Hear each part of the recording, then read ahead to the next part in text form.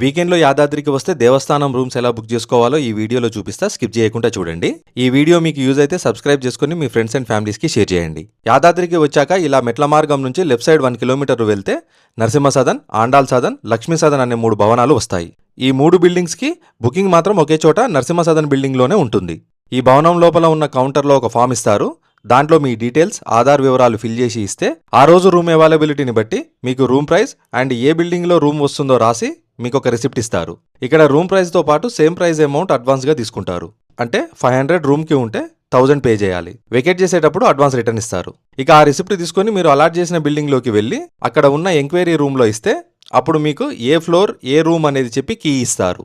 నేను వచ్చినప్పుడు వీక్ డేస్లో 500 రూపీస్ రూమ్కి తీసుకున్నారు. వీకెండ్లో అయితే 900 వరకు ఛార్జ్ చేశారు.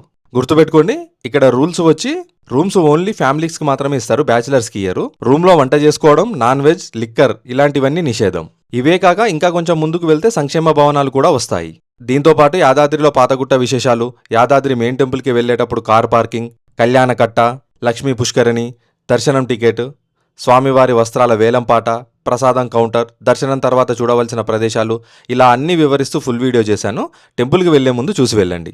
మీరు నేను కలిస్తేనే మనం, అదే మరో మార్గకి బలం.